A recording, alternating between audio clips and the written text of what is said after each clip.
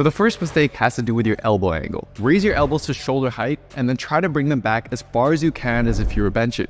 Do the same thing again, but this time with your elbows angled into an arrow shape. Notice how much further back you can get.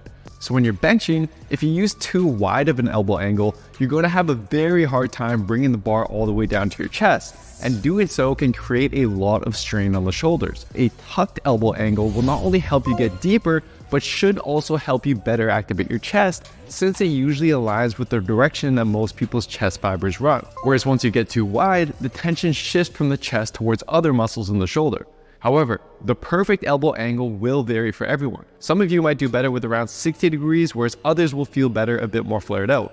But rather than whipping out your protractor the next time you bench, just focus on your bar path. If you use too wide of an elbow angle, the bar would travel pretty much straight up and down right over your upper chest.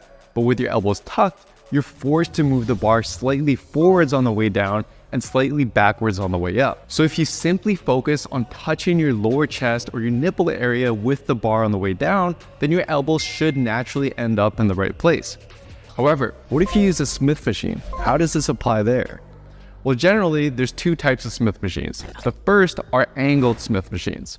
In this case, you'll want to face in the same direction that the Smith machine path is angled at, so that the bar moves down and slightly forwards on the way down. Then, simply position yourself on the bench such that at the bottom position, the bar touches the level of your lower chest, right around your sternum. On the other hand, if you're using the Smith machine that goes straight up and down, you won't be able to get an angled bar path. So in this case, I'd recommend positioning yourself such that the bar ends up a little bit higher, right around the level of your mid-chest.